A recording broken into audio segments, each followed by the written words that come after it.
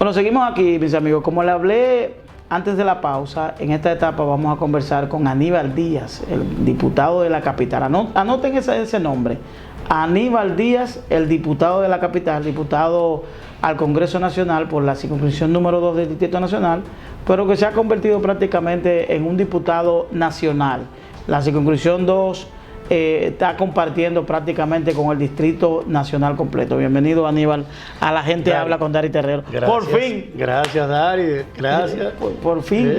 Yo estaba ya haciendo mi queja de que no me habían invitado. No, yo te había invitado varias veces y por las múltiples ocupaciones, obviamente, que hay que decir que Aníbal es uno de los diputados más activos, no solo en la labor legislativa, sino que tiene un conjunto de atribuciones en términos políticos, administrativos, que obviamente, y además sus actividades particulares en los medios de comunicación, porque Aníbal, además de diputado, es miembro de uno de los principales programas de opinión del país, el gobierno de la tarde, y obviamente que el gobierno de la mañana, y obviamente que hay que sacar el tiempo.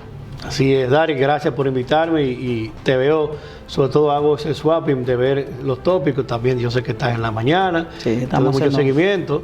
Ahí te veo tirando tela temprano en la mañana, siempre huemoso. No, tú sabes que este programa me permite hacerlo contigo, romper un poco el esquema. La gente ve a uno muy serio, sí, y nos escucha en estos programas, sobre todo en la radio, que uno comunica desde la voz. La gente no ve tu rostro. Sí. Y me pasa con frecuencia que la gente cuando me conoce me dice, oh, pero tú eres más joven. Pero tú eres más joven. Porque tú sabes que ese es un elenco tradicional. Sí. Don Álvaro con 80 y tantos años. Claro. Archibald, aunque él dice que no, con 70 y pico de años. Sí. Rosendo con 104 arriba. Sí.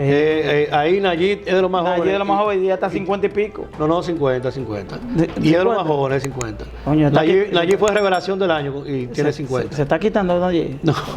Tu amigo Nayib Chaez. No, hermano mío, fuimos compatriotas juntos. Así es. Ahí cogimos mucho pique ahí en el Partido Reformista. La gente no se recuerda, porque tú fuiste regidor de Santo Domingo Oeste. Así es, por el Partido Reformista. Hombre que conoce bien la municipalidad. Sí, un poquito. Mira, estuve en coche conmigo, porque estábamos entrevistando aquí también. Sí, Aníbal, obviamente que yo debo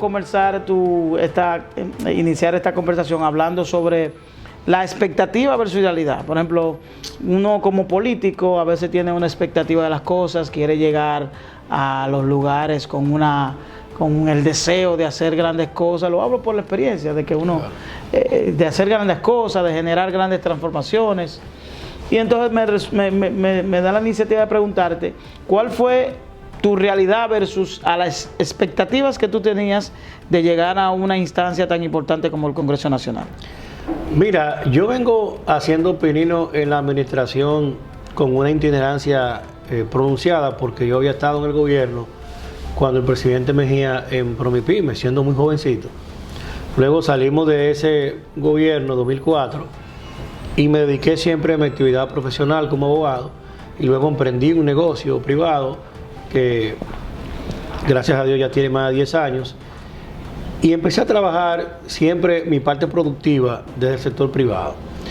Siempre vinculado a los medios, en diferentes etapas de mi vida he trabajado para diferentes medios de comunicación y programas también.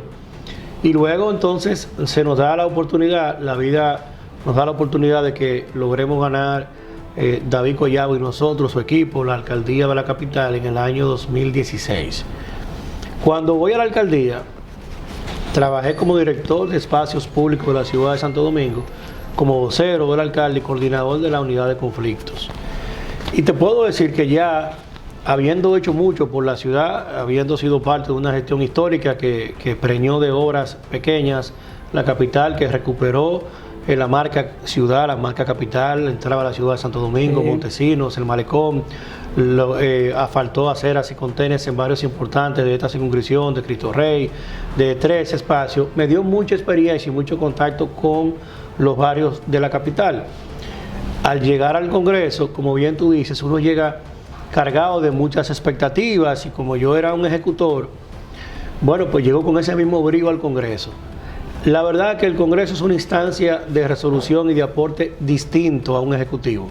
Es un espacio en el que tú aportas con ideas, con fortalecimiento institucional, aportándole a otros incluso que tienen iniciativas también, tus experiencias, tus fortalezas, tus capacidades, haciendo sinergia en el Congreso. Y bueno, inmediatamente me di cuenta que aprobar una ley, que aprobar una resolución, no es tan simple, que tú llevas una agenda. En mi caso, yo tengo la ley de acceso oportuno a salud mental. También dos proyectos importantes que los iré presentando conforme vaya avanzando, que es un proyecto que tiene que ver con la ciudad, que lo aprendí en la capital en mi ejercicio, que luego lo hablaremos. Y todos estos proyectos, por ejemplo, mi ley, cuando la someto, tengo la aprobación, la causa común de 146 diputados que se acercan. Estamos hablando de la primera propuesta de ley que trabaja el tema de la salud mental en República Dominicana. No hay una norma específica en este momento que aborde. Te voy a explicar. Hay una ley de salud mental, pero mi ley no es eso, porque yo abordo un punto del aparato sanitario, te explico, y a los amigos oyentes y televidentes, que resulta, la seguridad social crea las ARS y las AFP. Ya sabemos lo de las administradoras de fondos de pensiones, pero las ARS, y con el SENASA incluido, ha hecho que todos los dominicanos, en un nivel de un 90%, tenemos cobertura de seguro,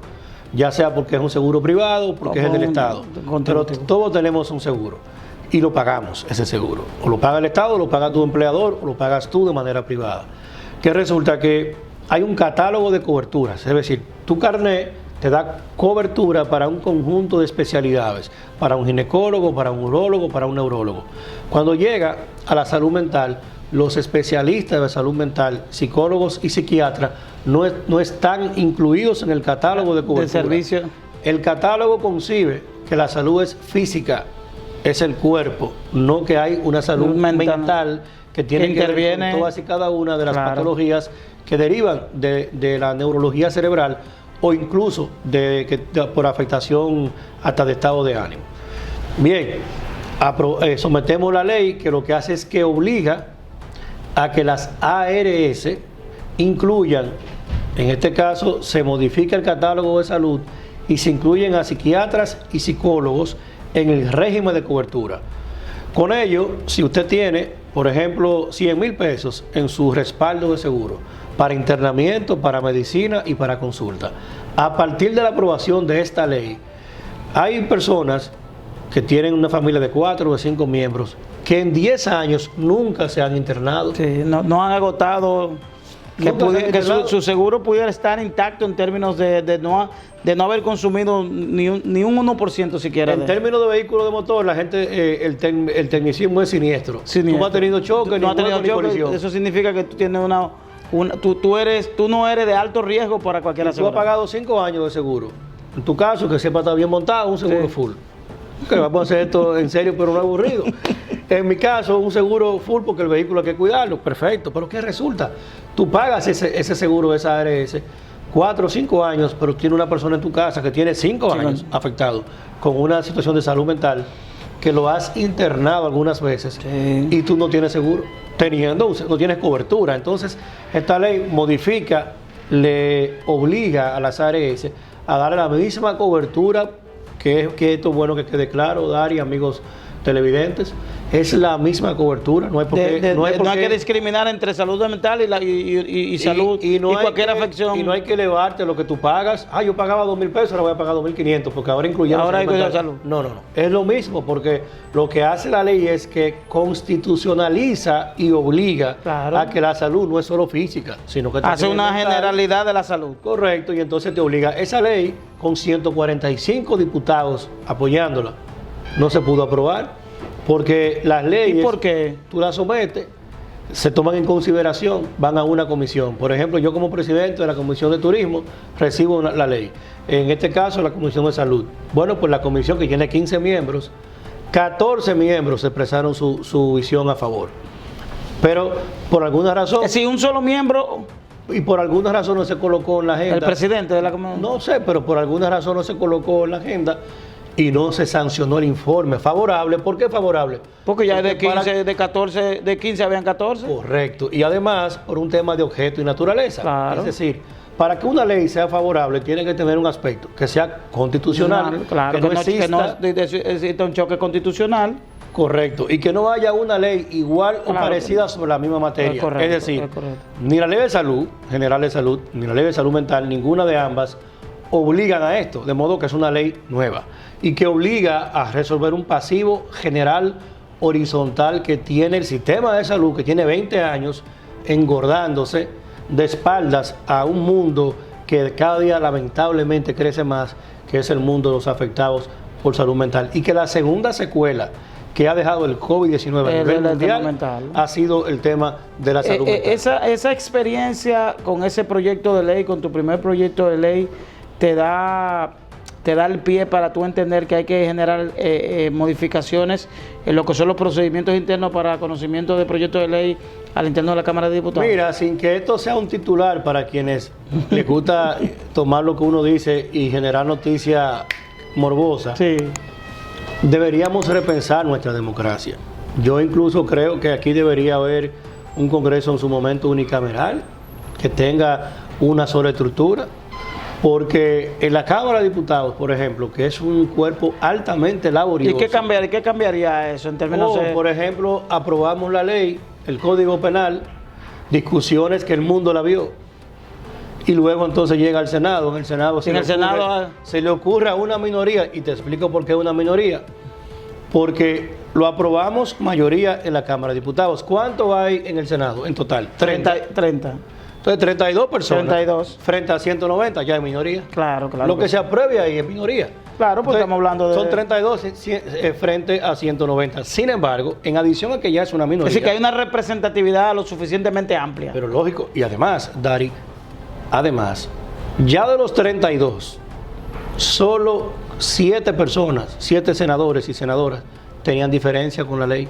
Porque cuando va a la comisión apoderada, la comisión se encuentra con que hay una parte de los senadores que está a favor del código. Sin embargo, el tranque vino porque 7 senadores no estuvieron de acuerdo. Lo que significa que 7 trabaron el concurso de mayoría de 190. Sí, claro. Entonces yo creo que pudiéramos revisarlo. Obviamente no es una discusión para este momento, porque eso es cambiar toda una estructura republicana. Claro. Es una agenda de las próximas generaciones. ¿Tú crees que en el futuro nosotros pudiéramos estar frente a la posibilidad de una... Yo creo que en un momento determinado, cuando hagamos una reforma que tengamos de frente a actores políticos con una vocación hacia la eficiencia, con una vocación hacia entender la productividad. Y una visión país más amplia. Y una visión de eficiencia de los costos de la democracia. Sí. De la democracia dominicana tenemos que ir tomando decisiones que la hagan menos costosa. Cuando tú tienes un sistema electoral que te obliga a construir una gran mayoría, por ejemplo, de 50 más 1, se parece mucho a la violación que había antes con la ley de hacer sociedades comerciales, que antes eran 7 socios, y todo el mundo sabe que nunca hubo un negocio con 7 dueños. Va a poder progresar. Pero que nunca lo hubo, porque siempre hay una gran idea, siempre hay alguien que tú convences, y si hay uno que no tiene los cuartos, aparece un tercero que pone algo. Eso es así. Pero siempre es una idea de alguien y de otro, o de una sola persona. Pero me gusta el concepto de eficiencia, porque eso me lleva a mí a pensar que en caso de que obviamente estamos aquí planteando posibilidades y siendo visionarios y hasta cierto punto ingenuos, ¿verdad? Estamos planteando una posibilidad nobles de en país, nuestra visión. Me surge que tu visión plantea que eso no conllevaría una ampliación porque pudiera ser una visión descabellada de algunos, es decir, una sola cámara, pero ampliando, por ejemplo, a los 190 que ya tenemos, agregar los 32. Entonces, cuando tú... pero no hay que ampliarla, porque hay que partir de un derecho fundamental. Existe una realidad, un senador, una cantidad de diputados, podemos decidir por 20 años no aumentar eso. Sí. Obviamente, dejar los 32 y los 190, un Congreso unicameral. Una única cámara. Y que las decisiones que se emanen ahí... Llegaremos en su momento a tener que abordar esa discusión con mucho fondo, igual como deberíamos abordar la discusión de la construcción de mayorías. Es rentable a la democracia dominicana obligar a una mayoría importante a tener que pactar con pequeñas y exiguas minorías o minorías solo para una visión de una piñata electoral, solo para un reparto electoral. ¿Qué le ha aportado esa a un arco iris partidario, una UDC, un fulanito de tal. Sí, yo estoy de acuerdo. No voy a mencionar el nombre de nadie, pero, no, pues yo estoy de acuerdo. Pero Incluso tú tomas 10 partiditos de eso que no dan un 6% entre todos. Claro.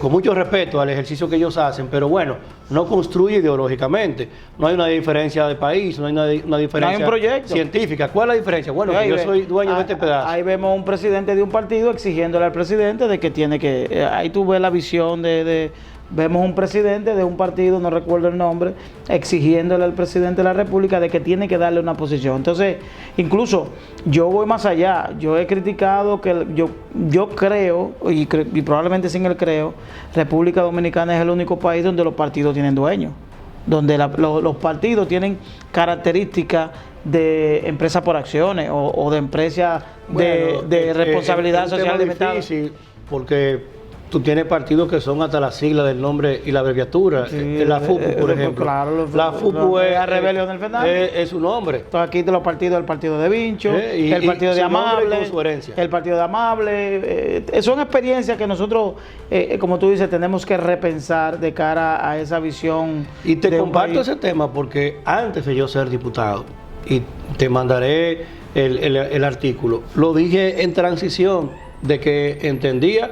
Ahora que tengo la experiencia, ya dentro del Congreso, ya tuve una experiencia ejecutando y administrando en la ciudad de Santo Domingo, que es el principal ayuntamiento del país, y que en el modelo de gestión público que realizó David Collado, instauró el nuevo modelo de eficiencia, de transparencia, de cercanía.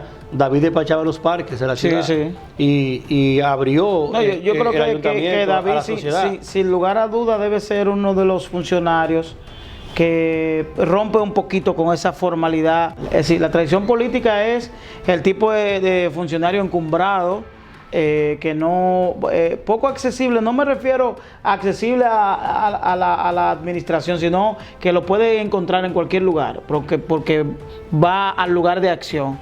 Y a propósito de eso, me surge preguntarte, tú que has tenido la experiencia de la administración pública y ahora la experiencia congresual, ¿cómo tú valoras esa relación de la administración pública actual, la visión del presidente Luis Abinader, más la visión congresual de ese presidente? Es decir, ¿hasta qué punto ese presidente lleva esa combinación de decir, bueno, yo tengo que gobernar este país administrativamente, pero debo generar cambios estructurales a través del Congreso Nacional?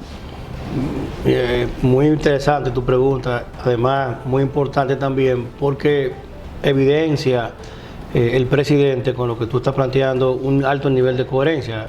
Luis, por ejemplo, podía por decreto tomar decisiones porque teníamos aprobado un estado de excepción que le daba competencias amplias al Ejecutivo para por decreto restringir cualquier libertad constitucional o tomar otras disposiciones.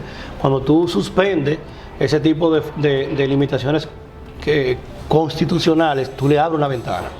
Sin embargo, Luis todo lo que ha aprobado lo hizo a través de leyes, de iniciativas. Ahora mismo está recién depositada la ley de los fideicomisos, que lo fortalece, la ley para el tema de compra y contrataciones públicas, que tiene que ser modificada, que es una ley que ralentiza la inversión pública, que ralentiza los procesos, que propende en mayor ineficiencia, que propende en entorpecer la administración pública y evidentemente eso hay que modificarlo. Igual ha presentado una ley de extinción de dominio unos y otros, que el presidente se ha comprometido con ella. Hay grandes aspectos que el presidente está utilizando su liderazgo en pro de fortalecer lo que es la estructura institucional. A través también del CES ha promovido la discusión de reformas a la ley electoral, la ley de partidos políticos, también una reforma constitucional que él no la necesita, porque sí, claro, un presidente para repostularse no necesita en este caso hacerlo, porque él tiene todo el aspecto legal para hacerlo y además su partido está ampliamente claro y convencido de que él debe ser su candidato. Correcto, no hay discusión con relación a la posibilidad de que él sea. No hay ninguna, y a pesar de eso, él está promoviendo reformas inclusive constitucionales. O sea que Luis está muy comprometido con ello. y lo ha demostrado en cada una de sus acciones, incluso como respeta el presupuesto, envía oportunamente las leyes que tienen que ver con las enmiendas al presupuesto, consulta más que el Congreso, consulta a la sociedad. Cuando la sociedad se ha expresado distinto a decisiones que él ha tomado, las ha revertido. Ha demostrado que es un hombre cercano, que escuche y que gobierne de manera diferente. Se nos quedan muchos temas, Aníbal. Yo creo que contigo cometimos un grave error, porque hemos debido hacer un programa, pedir primero hacer un programa especial de varias horas, partiendo de que hay temas en los cuales tú tienes mucha incidencia. El tema de esta restauración importantísima que se ha llevado De en la la Duarte con París, el tema turístico, tu participación en la Feria de Fitur a través de que eres presidente de la Comisión de Turismo del país, que es uno de los renglones que mayor crecimiento ha mostrado luego de la pandemia, y obviamente que tenemos que aperturar y dejar... que con la Duarte con París, debo decirte, sin que nos ayude tu productor en el tiempo. Sí, claro. No me puedo ir sin decirlo. Sí. La Duarte con París me permitió, como diputado de la capital, darle a los capitaleños un poco de lo que es mi capacidad y mi rol de representante. Claro, claro. Porque yo era director de espacio público, coordinador de ese proyecto. Llegó la pandemia, habíamos dejado fabricados los módulos. Teníamos el pacto hecho, habíamos llevado a Guayaquil los buhoneros, habíamos identificado los recursos en el sector privado, lo teníamos todo. ¿Qué resulta? El presidente proclama, no porque quiso el presidente Medina, sino llegó la pandemia. Entonces se decreta el cese de una serie de situaciones y tenemos que entonces que suspender el proyecto. Sí. Ahí David apoya a Carolina y acuerda con ella de que ese proyecto continuaría a través por la privado, vía, claro. por la Fundación Acción Emprende y Transforma que él dirige.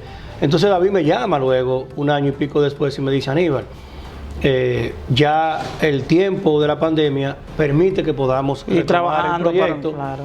Tú eres diputado ahora, la Z, turismo, tiene muchas cosas. ¿Tú crees que pudieras ayudarme? Y me lo dijo con tanta delicadeza. Digo: David, pero claro, yo no te voy a dejar solo, y la ciudad merece el esfuerzo de todos. Así como esos empresarios van a aportar, terminaron siendo más de 120 millones de pesos en esa primera etapa y la fase 1.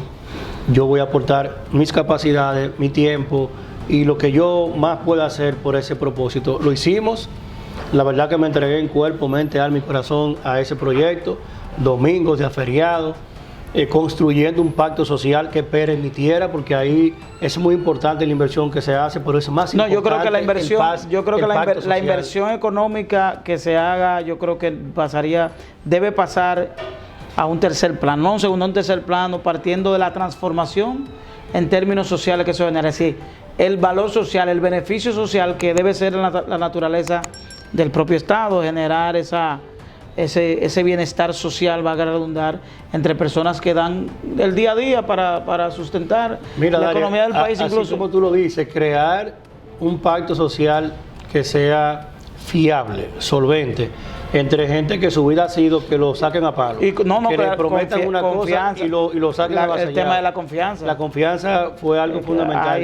David, la sociedad en su momento, humildemente a él, a nosotros, al equipo que hicimos este trabajo, tendrá que repensar eso muy bien. Sí. Mira, en el programa de liderazgo y de administración pública que da Georgetown y Barna, yo soy egresado de esa maestría, hay un módulo que tiene que ver con la administración de los conflictos. Cuando yo fui a Washington a hacer esa maestría, yo estaba haciendo aquí el pacto en la Duarte con París en el año 2018. Y recuerdo que había un conflicto en Argentina que lo colocaron como un observatorio a los estudiantes. Y era un conflicto que había con los sindicatos argentinos. Y al final de todo, resolvieron el tema.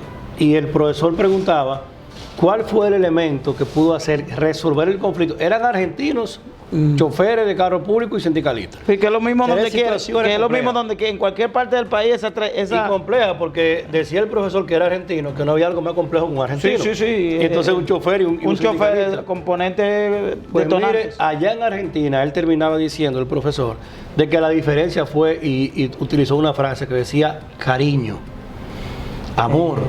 Y la verdad que yo cuando lo vi allá dije, wow, estamos haciendo lo mismo, porque David siempre decía, el que ama cuida. Sí. Y proyectó ese espíritu en el pacto.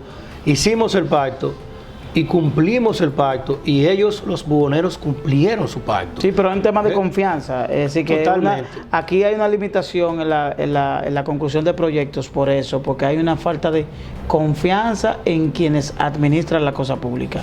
Y cuando se genera confianza, los proyectos fluyen porque no hay resistencia. Aquí la resistencia no es por el cambio a veces, es porque el elemento confianza, a veces los estados no han brindado esa confianza para desarrollarlo. Estoy de acuerdo contigo. Aníbal, muchas gracias. Obviamente que te reitero que el tiempo es corto. Digo que esto plantea la posibilidad de un próximo encuentro para ya nosotros adentrarnos en esa labor legislativa, que sé que tiene varios proyectos que estás construyendo y que en algún momento lo vas a proyectar a la opinión pública para esa aprobación social que necesitan esos proyectos, partiendo de ese elemento que acabamos de mencionar, el elemento confianza, de brindarle un poquito de confianza a la población. Y como esto es televisión y yo hago mucha radio, yo les quiero decir a los amigos televidentes que miren cómo está Dari, fíjense cómo están los relojes por ahí. Ahí hay un hombre que está en buena. Ese hombre está bien. Gracias por la audiencia y nos vemos el próximo sábado en La Gente Habla con Dari Terrero. Gracias, hermano. Está sano el hombre. El hombre está sano.